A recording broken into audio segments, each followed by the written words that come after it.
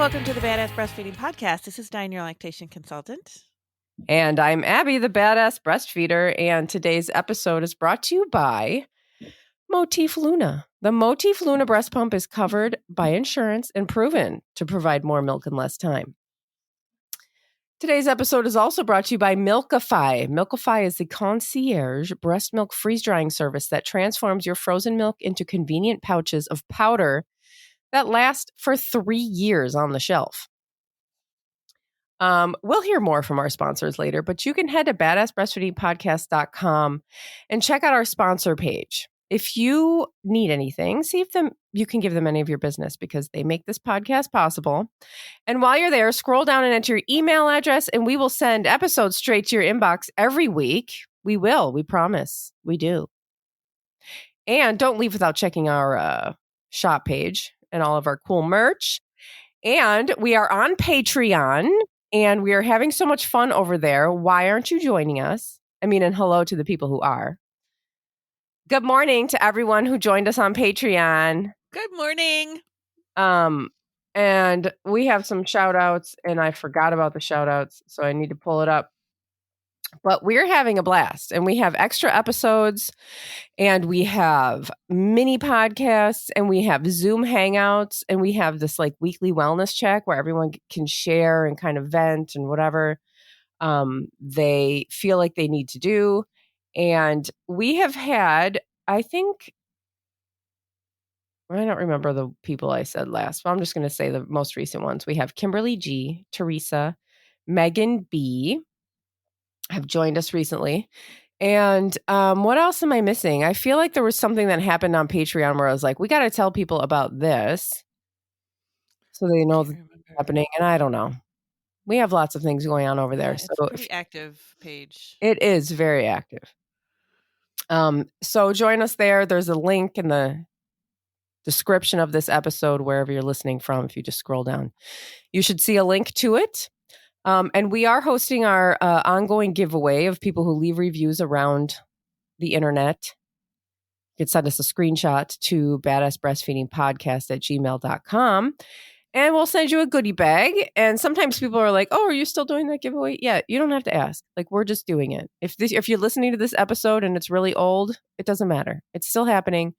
Send us your review. You'll get a little goodie bag of stickers and empowerment cards. And I have a couple of other things to say. So we did an episode. Was it our last episode or the one before? We did the pumping stories from the internet. Yeah, I don't remember if it was last episode or 2 episodes ago. It was very recently. Yeah. And we were, I asked for comments from the internet and we were mostly just reading those.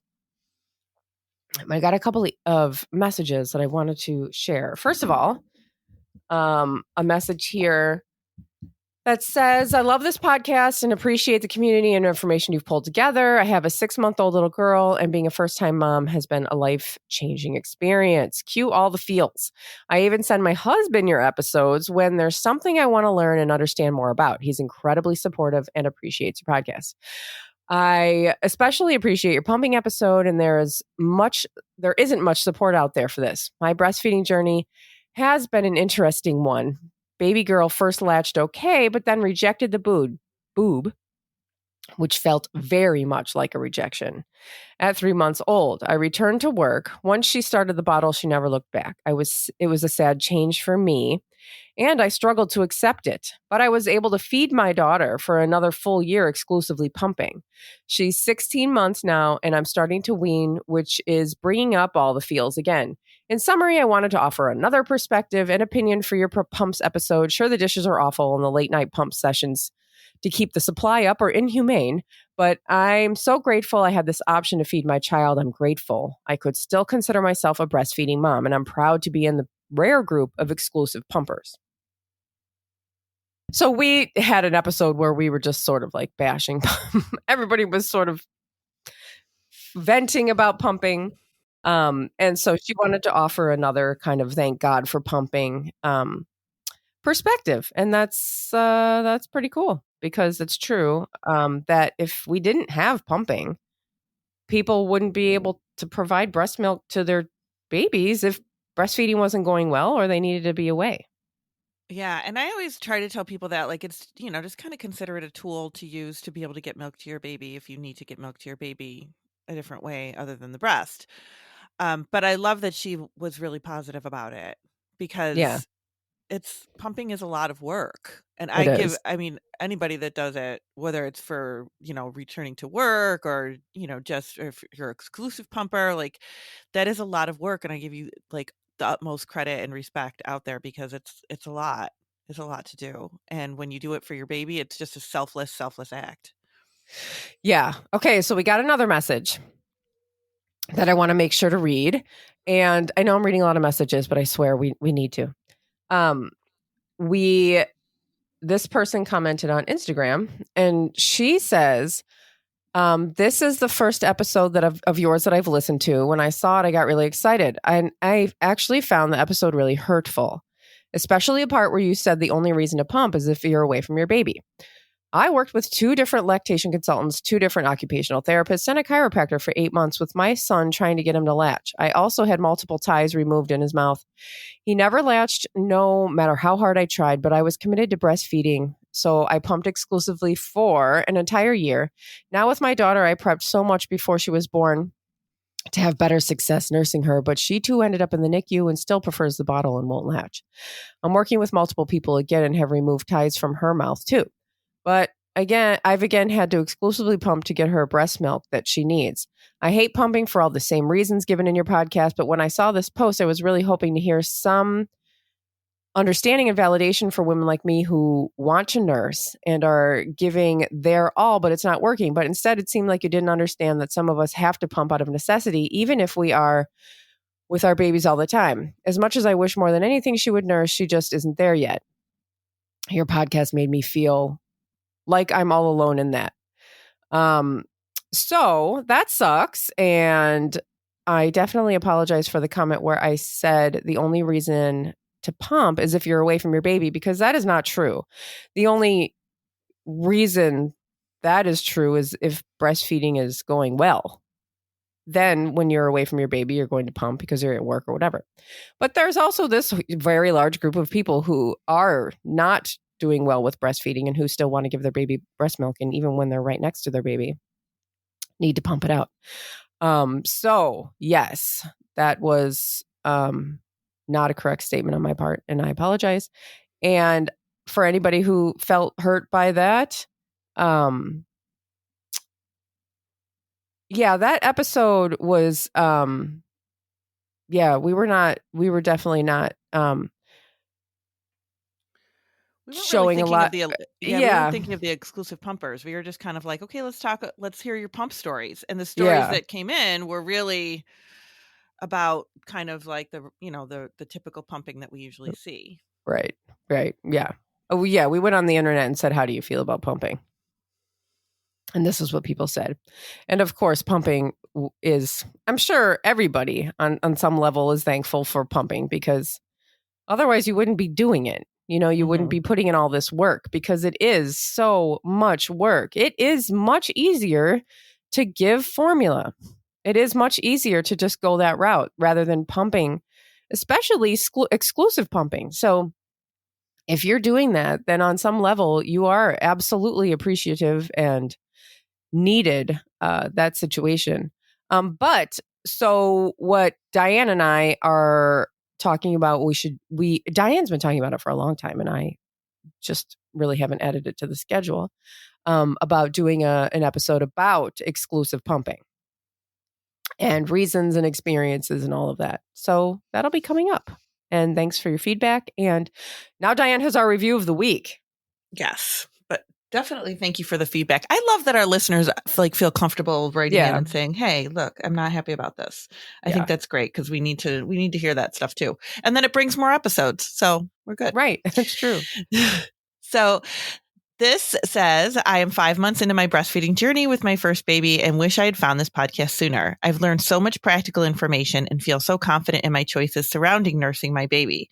I also feel so validated by the reminder that it is normal to respond to your baby overnight baby wear, co-sleep, nurse on demand, etc. In a world where baby independence is being pushed so heavily, it is refreshing to have a place where attachment style parenting is normalized and celebrated. As a bonus, the hosts are hilarious and I often find myself laughing out loud during episodes. As a stay-at-home mom of an infant, I am sometimes lonely during the day, and it feels like having two friends in the room when I put this podcast on, which is invaluable. Thank you so much for this. Aw. And I do think, like, it is lonely being home. Besties. I know. I was a stay-at-home mom too, Yeah, and it is lonely. it It can is. feel really lonely Yeah, sometimes. I mean, it's true. so I'm really, I'm really happy that we kind of bring a little bit of relief to that. And the whole, independence. I got an email from somebody not too long Ugh. ago where she said, I strongly believe dependence breeds independence. Yeah, And I loved that's that child statement. development. Hmm. Yeah, I loved it. I think that's really powerful. And it's really hard, though, to go against the grain. And when Yeah. everybody's telling you to let your baby just do their own thing, which I think is just insanity. But it's hard to kind of go, no, this is what we're doing. And this is what we like doing. And this is what works for us. And so good for you for listening to your baby. It's hard. Yeah, awesome. Yeah. So now we're going to talk about introducing bottles, Yes. which is hard. Another hard thing. It is. So, and there's definitely a couple things that I wanted to make sure we talked about because I think some people really there's a lot of confusion around introducing bottles. Yeah.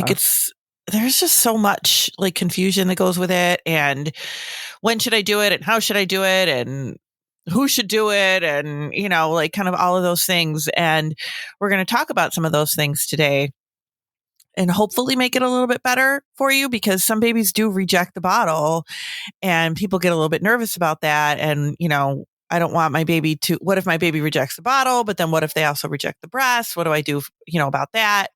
So it can be really scary and intimidating and confusing. So I don't even know where to start with it. Well, when should people start introducing the bottle? So people should start introducing a bottle. I always tell people to wait at least 2 weeks. Sometimes, and it's so funny because sometimes I get people that are really in a hurry to introduce a bottle. And then I have people that are like, I want to wait as long as I possibly can to introduce a bottle. Yeah. Well, there's also so many people in the hospital where hospital staff are just like, give them a bottle, give them a bottle. Right. Yeah. And then you've got that situation. So I usually tell people if everything is going well, if things are going well, if the baby's nursing, there's no weight gain issues. There's no, you're not separated from each other, no jaundice. You're not having a lot of pain with the latch. There's no latch issues. Everything is going well, then wait about 2 weeks. And really that's because I don't like people pumping before 2 weeks because I don't want to start an oversupply. So, and I think we've got an episode on that. So, that is usually why I tell people okay, don't start pumping because I don't want you pumping too early. And then you could introduce a bottle, after that. Sometimes you'll have pediatricians or other doctors say, wait until breastfeeding is established, which that's different for every baby, right? If your baby's doing fine, your two weeks or so is usually, right around that same time frame where we consider breastfeeding pretty well established if everything's going well. However, if you need to introduce a bottle sooner, if you are separated from your baby, if you are having latch issues, things like that, it's not the end of the world either. It's perfectly okay. We want to watch the overfeeding. We want to make sure we're doing paced bottle feeding, and that you're working with a lactation consultant to make sure that things are balancing out okay. We're not pumping too much. We're not pumping too little, all of that kind of stuff. But if you're just kind of okay, when should I introduce this bottle? We're kind of rolling along and we're breastfeeding, but my partner wants to feed the baby, or I'd like to go out to lunch with a friend, or whatever your reason might be, then you can absolutely start. So one of the questions that came up recently about it was, well, where do I get the milk for a bottle? What if I want to go somewhere? Yeah. Or what if my partner wants to feed? Where do I get that milk from? So usually what I tell people is that first feeding of the morning is usually when your milk supply is pretty high. And that's because that prolactin level, which is highest overnight, and prolactin is what keeps your milk supply high. So your prolactin levels are higher overnight, and in the morning you're more full. So usually I tell people feed the baby and then pump right after that. And that's usually a good time because a lot of times some babies will go back to sleep after that first feed of the morning. They'll take a little nap and you are more full. And, so most parents find that that's the best time, like that they get more milk during that pump session than they typically would like later in the day. Yeah. So that is a good time to pump. And then you'll have milk for if you want to save it for later in the day, if you're going somewhere, or if you want to, have your partner feed or whatever. And then when somebody gives a bottle, you have to pump. So then you're going to then you get started with that, like replacing then what you're using by pumping, during that missed feeding. But who gives a bottle and when do you introduce it and how do you do it? And, all of that stuff. So often you will hear people say, don't let the mom give the bottle. Don't let the you breastfeeding always parent hear give the that, bottle. Yeah, you hear that all the time because they say, well, the baby wants to milk from you, so they're not going to take a bottle from you. They won't take a bottle if you're in the room. All of that kind of situations. That's not necessarily true. It may be true for some babies, and I have had people tell me I couldn't even be in the house when my baby took a bottle. But I have heard more often that the mom, the breastfeeding parent, the mother had to be the one to give the bottle. And that's because breastfeeding and any kind of feeding, really, any kind of feeding is a trust issue. It's a trust, what's the word I'm looking for? Activity. Yeah, it's like a trusting activity kind of thing. Feeding is a trust activity kind of thing because babies when they're nursing, they're, connected to you, they're close to you. It is, a trust thing. They're there with you. You're connected to them, and they might not be as comfortable with a stranger doing that. Yeah, which is going to make then trying to work with the bottle more difficult because they're like upset and everything's going to be easier with you, and that's why you're so tired. That's the bottom line. Yes. Yeah. So that should be on a t-shirt somewhere. So that is a lot of times if people tell me, the baby's not taking a bottle, the baby's refusing it, I'll ask, well, who's trying to give it? And if the mother has not tried to give it, I'll be like, all right, why don't you try? Because that might be, and if we can at least get that started, if we can at least get at least somebody gives a baby bottle, then we can work with the rest of it. But that's always the first thing to try is to have if the baby's not taking it, have anybody try to give it for sure. Like, don't go out of your way to try to if your partner wants to give the bottle, absolutely have your partner try to give the bottle first. If the baby's not taking the bottle from your partner, then you try to give the bottle because, like I said, the baby might just be like, I'm not comfortable with this. This isn't the person that typically feeds me. Yeah. This is not what I want to do. So you might get some pushback. And then once you do that, if the baby's taking the bottle, great. Then once we get a little bit comfortable with that, then have somebody else try to do the bottle for you. But I would definitely, if the baby's not accepting it from somebody else, first have the breastfeeding parent try and do it themselves. Should we take a break and then we can talk about when babies refuse? We should. Yeah. Okay. All right, we'll be right back. Are you in search of the perfect pump for your breastfeeding days? The Motif Luna breast pump is covered by insurance and proven to provide more milk in less time. The Motif Luna is lightweight, sleek, quiet, and customizable so you can quickly find what works best for you and your baby. The Luna also features a backlit LCD screen, built-in nightlight, closed system, quiet motor, and auto shutoff. And the battery-powered model gives you even more freedom and flexibility with a rechargeable battery that lasts over 2 hours. In a third-party study, 5 out of 6 moms reported more milk in less time than the leading pump brands. The expression mode works to express milk from the breast as efficiently as possible, while the massage mode would stimulate letdown by mimicking baby's natural nursing pattern. Get ready to make your pumping days easier with the Motif Luna. Head to Motif Medical, that's MOTIF medical.com, and use code BADASS for 15% off of your purchase. Also, always try to apply through your insurance with a pump. And today's episode is also brought to you by Milkify. Milkify is the concierge breast milk freeze drying service that transforms your frozen milk into convenient pouches of powder that last for 3 years on the shelf. Milkify's patent pending contact free process allows them to safely freeze dry each bag of milk individually without ever touching your milk. That means each bag of frozen milk will become its own pouch of powder, and Milkify will even save any notes you wrote on your bag and print them out onto the pouches. To make a bottle, just add water or sprinkle onto solid foods for a nutritional boost. Research shows that freeze drying retains the nutrients, probiotics, and immune factors in your milk and even can help remove the bad taste from high lipase. Freeze drying with Milkify not only helps you take back your freezer and extends the life of your stash, it can also help with travel, moving, and going back to work.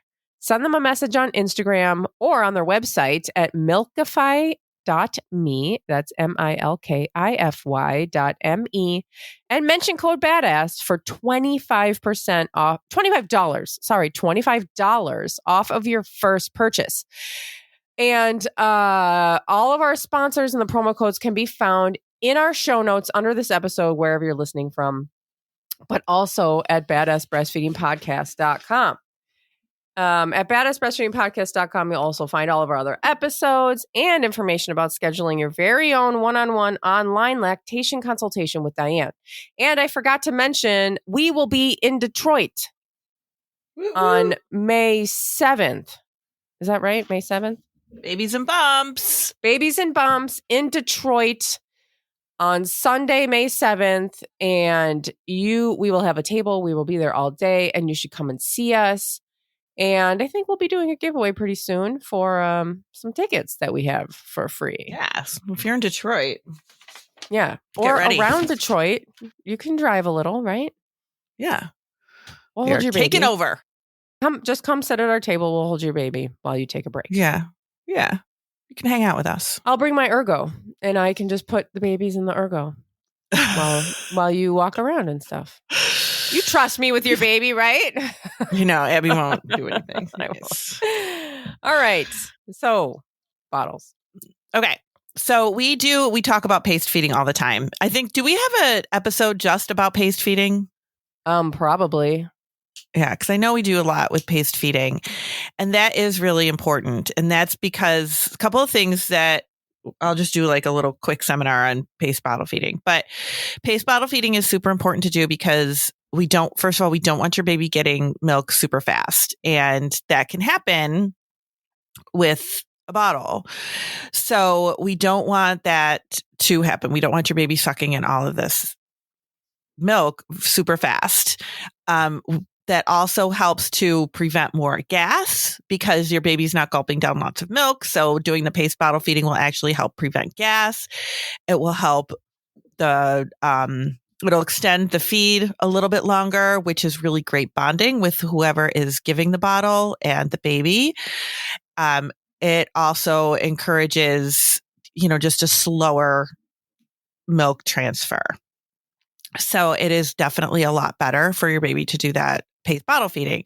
And we can just, we can put a link for a video and stuff like that. I know that I've done like demos of that a bunch of times doing like Facebook Lives and stuff, but I'll try to find a way to either like cut that down or I'll just do another quick demo to just show it and then we can constantly link it or just put it right on the website.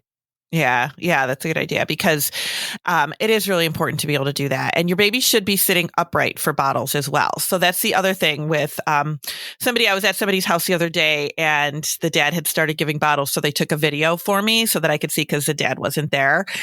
And the baby was a little bit more reclined than I wanted. So I was like, have him, make sure we put the baby up a little bit higher. We want the baby's head up a little bit higher as well. We want the baby sitting up a little bit more for a bottle.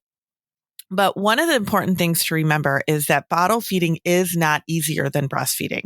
And that is something that comes out a lot. A lot of times we say, you'll hear somebody say, oh, bottle feeding is easier than breastfeeding. So your baby's going to prefer the bottle over the breast because it's easier.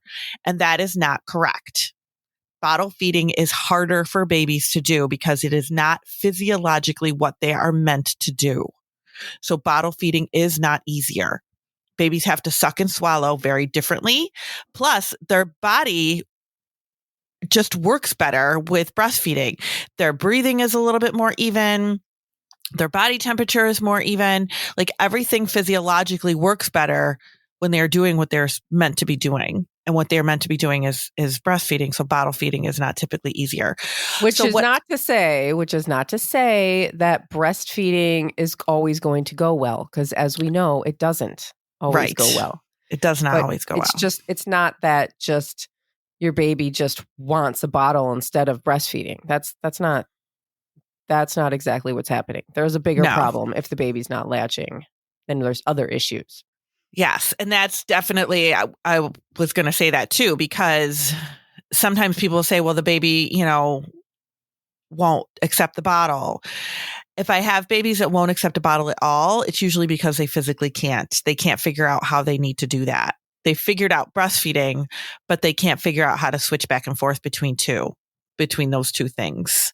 So sometimes it takes a little bit more intervention if a baby really is not taking a bottle well at all. One of the other things too, sometimes I'll have people like hold off on a bottle for so long because they're so nervous that the baby's going to reject the breast instead of with bottle feeding. So they'll wait so long. And if you wait too long, then the baby is going to reject the bottle. And when I say too long, that cutoff point is usually around 3 months. And that's because that suck swallow or that suck reflex is an involuntary reflex for about the first 3 months. So if you get to that 3-month mark or so, babies do have the ability to reject what they don't want. So if they've never had a bottle and you're going back to work at 3 months or at 4 months and you wait that long to introduce one, your baby might reject it because they're like this, they can at that point. Before that point, they are not as likely to reject it because that's, like I said, that suck reflex is an involuntary reflex. So you put the bottle in and they suck on it. But once they hit that age where they lose that reflex and it's all about their choice, then they might reject it. So definitely do not wait that long. Don't go that far. Usually I tell people if you're going back to work at like 3 months, say you have 12 weeks off, for example, that tends to be like more of the norm lately. I hear, from what a lot of people are doing. We have people that go back sooner and we have people that go back later than that. But I feel like 3 months is kind of the average. So I tell people like you want to at least start by about 6 weeks. You want to start halfway. That way you have time to mess around with it. You have time to work with it. You have time to slowly ease your way into it. If you find that your baby is struggling with taking a bottle, then we have time to like put that intervention into place and work with it. But when I have people that call me at like, and say, oh, my baby's not taking a bottle and I have to go back to work next week. Like that's hard. That's a hard thing to turn around in just a few days. I know. I had a woman one time message me and she was going back to work the next day. Oh my God. And I'm just like, do you have like formula or something? And, not to say like you need to quit, but like if you can't pump and the baby won't take a bottle and it's tomorrow and you're going to be gone for 8 hours or whatever. Now we have a problem. Right. And that's stressful. Yeah. I mean, oh my gosh. Yeah, that's really stressful. So start out earlier because then you can just kind of do it with no stress, with just some ease, just like, introduce it one day and just see what they do. And when you start earlier like that, you can be like, okay, I'll do it, once a week or once every few days. You can introduce one if you don't want to do it every day. I've also had people that have done a bottle, or maybe like the baby, say, for example, because this sometimes will happen, the baby's in the NICU or in the special care unit or whatever, or they're separated from the baby. Maybe there's a jaundice issue and the baby's under lights and the baby had to take a bottle and did fine with it as a brand newborn, took a Yeah. bottle, no problem. And then the parents said, okay, we're just going to breastfeed for a while because we already know the baby took a bottle. We're fine. I'm not going to give any more bottles until I have to go back to work. And then they try to give the baby a bottle 2 months later, and the baby's like, mm-mm. And a lot of times that is a suck problem. Like from what I have ever seen, that's a baby that just can't go back and forth. Maybe they did once, but then once they got used to doing the breastfeeding, they weren't able to switch back and forth again. It's a totally different animal to bottle feed. Yeah. And then we have those situations where babies bottle feed and don't breastfeed well after that. And that again is a problem with switching back and forth because they just can't. It's hard. It's hard for them. I mean, these are little babies that are trying to figure out what the heck they're doing. And sometimes it is hard for them to go back and forth between two very different ways of feeding. And we just have to work with that and give it a chance and, try to help with that. Now, one of the other problems that I see, and I don't know if we should kind of get into this, or this is probably going to, well, I guess it doesn't hurt to talk about it again, but if your baby is going to like a daycare situation or a babysitter, regardless of who it is, it could be the person you trust most in the world, which is, a godsend if you're able to do that. Yeah. If there is overfeeding happening, then your baby might not breastfeed well. Yeah. So sometimes that is one of the first things that I think of when somebody tells me that their baby is now in a daycare situation or with a babysitter during the day and is not breastfeeding anymore, or they're not going back to the breast well. One of the first things, and I'm not saying this is always the problem, but one of the first things I do look for is how much milk is that baby getting during the day? Because if that baby is being overfed, then they're not going to breastfeed well. But then what starts to happen is they're overfed. They get too much milk during the day. They're being overfed by bottle. They're getting too much milk during the day. And then the baby comes home and you try to breastfeed them and they don't breastfeed well. So you just give them a bottle, which they take because they're too little to not take it. Yeah. So now we kind of have this pattern working. And that is really a difficult thing to break unless we recognize like what is actually going on here. So when people call me about those kinds of nursing strikes, usually that's what we talk about is, okay, is the baby being overfed during the day? Because if they're getting the majority of the milk that they need for the day, for the whole day, if they're getting that during the day while they're away from you, they're probably not going to breastfeed that well. Yeah. So we have to look at like, okay, what do we need to do here? Do we need to adjust what the baby's doing during the daytime to make it a little bit easier for them to want to breastfeed when they're home with you? Because if they're just going to continue to be overfed, they're not going to breastfeed well. They'll continue to take a bottle most likely, but they're not going to breastfeed well. So that is something to look at instead of just kind of, wondering like, okay, is the baby not bottle feeding well because now they're used to the bottle? Then do we need to look at all those little things, all those little pieces we need to look at and say, okay, is there something that we need to intervene with here? I'm kind of a believer that like, I don't know that babies will necessarily willingly reject breastfeeding, because they love to breastfeed. Yeah, that's what they're here for. So if they're not, then there's something going on. Yeah. It's not just that they don't like you anymore. Or it does feel like a rejection. Yeah, like of course. That message that you were reading. Oh my gosh, it does. Yes, it feels like a rejection, but your baby wouldn't. Like your baby wants to breastfeed too. It's not that they like the bottle better than they like you. Something is wrong. Yeah, something's going on there. It's not just that they're just like, ew, she sucks. I like this bottle better. Like that's not what babies do. I have a question. So, what if somebody has tried all the different things to get their baby to take a bottle and they won't, and we are starting to suspect that there is maybe a suck issue, is this when we see a occupational therapist or? Yeah, that's usually what I recommend. And I like to see those babies because I want to see what they're doing so that I can tell an occupational therapist what's going on. But that's usually what is the deal is. We have to like help them with their suck.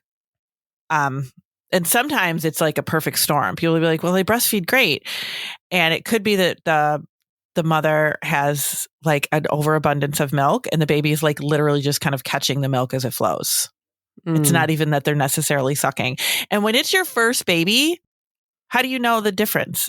Like, how do you know? No, I mean, I remember I had one family that I was like, oh my God, this baby's suck is absolutely horrible. And the mom had no idea. And I was like, and she had brought a bottle with her too, because sometimes I'll be like, bring a bottle so we can see what's happening. Like, so I can see both. And it was just like, wow, this baby can't. But if you don't know what bottle feeding is supposed to look like, how are you supposed to know if it's working or not? Yeah, no. So it was like, sometimes it's like, wow, the baby's really not bottle feeding well at all. And, not sucking well, but you don't really realize it because you don't really know like what's going on. You don't know. What are you comparing it to? You have nothing to compare it to. But yeah, that's usually when I bring in one of those, like a speech language pathologist, an occupational therapist, somebody that is trained in infant suck like that. Like people are like, what are they going to do? And I'm like, look, I can identify it. I don't know how they fix it. Like they just know how to fix it. They just do. Yeah. They just know how to fix it. But often what fixing it is they'll help you with the right bottles. Cause a lot of like bottles are not all made equal. And from what I understand, a Dr. Brown's bottle is good because it encourages babies to suck, whereas some of them do not. So one of my SLPs that I work with, she knows like the bottles, she knows them well. She knows what the flow is, what the flow rate is on all of them. Like they're all different. They are all very different. So sometimes really just the differences are purely marketing. Oh yeah. Absolutely. Like you want to start with a slow flow nipple and just go to the store and get one. Mm-hmm. You don't have to like get them all. You don't have to read the packages. They're all going to tell you that they're the best. They're all going to tell you that they look exactly like the nipple of a person. Look like the breast. Yeah, it's not, that's all marketing. Mm-hmm. But some of them just flow. Some of them, but like the Dr. Brown's one, from what I understand, they have to really like babies really need to encourage that milk to flow. Well, and so that's why you want the slow flow nipple, right? Because you don't want them to be able to get milk out by just like gumming at it. Right. And that's not going to help their suck either. Right. Yeah. That's not going to help them learn to suck. Yeah. Right. So it really, I have another question. Okay. So I know sometimes we will say, if they're not taking a bottle, try a cup. Try a sippy whatever thing. Try a straw, whatever. At what point can someone do that? I mean, I feel like 3 months is too young, but what do I know? 3 months is kind of young for that, but 6 months, I would say do a cup. If somebody says, my baby's not taking a bottle and they're like 6 months old, I would say do a cup at that age. 5 or 6 months, I would try a cup. At 3 months, you can do like an open cup and put it right up to their lips.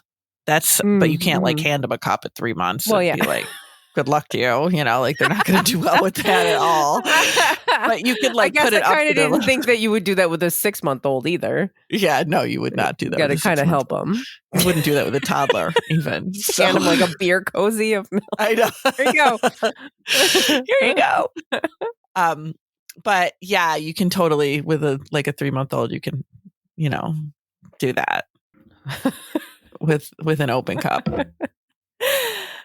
But then you Okay, got it, like, cool. that's the kind of the problem. Like, if you are in a daycare situation, Oh, yeah. I mean, That's you're true. probably not going to have a daycare provider do that because they Yeah. probably will not be comfortable with that. That's But you true. can at home. Yeah. So that's All kind right, of like cool. the bones of introducing a bottle. If there's any questions, let us know. But Yes, and we all know that your situations are individual and, people have different struggles. So this is why contacting a lactation consultant is helpful so we can know what's happening with you yeah. individually. And they'll have all the right questions to ask you and everything. Usually I ask a zillion questions, but sometimes I'll be like, do they take a pacifier too? Because usually if they're not taking a pacifier, they're, or if they're not taking a bottle, they're having a suck problem somewhere along the way. Mm. So I'd be like, no, they're not taking a pacifier, or, like it just, and then sometimes they just downright refuse. And Yeah. that is usually who's giving it or age. So. All right. Well, cool. Thanks for listening. Good luck. Thank you. Bye. Bye.